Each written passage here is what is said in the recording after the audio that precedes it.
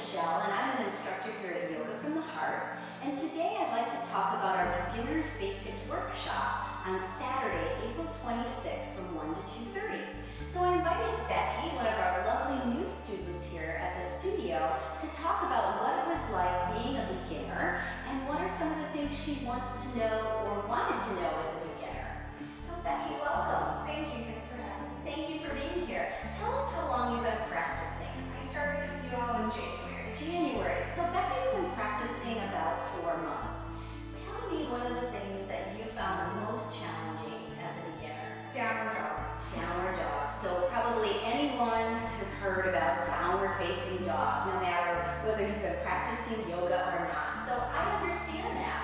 What were some of the things that were challenging about downward facing dog? I've had trouble with the feet placement, and a lot of times I feel like my hands slip.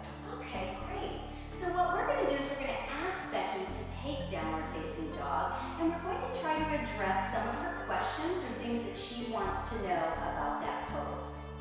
So we have Becky here in all fours, which is typically the position you take when beginning to approach downward facing dog. So I'm going to ask her to take her hands, about one handprint in front of her shoulders, and spread her fingers wide to really establish that foundation that will hopefully help her hands from slipping.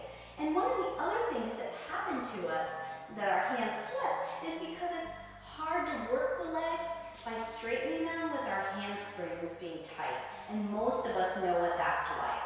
So we're going to ask Becky to flip her toes, lift her shins up off the ground, and then take her hips back just a little bit. There we go. So she's got that nice long sideways like in down dog, and she's relaxing her neck, and here she is.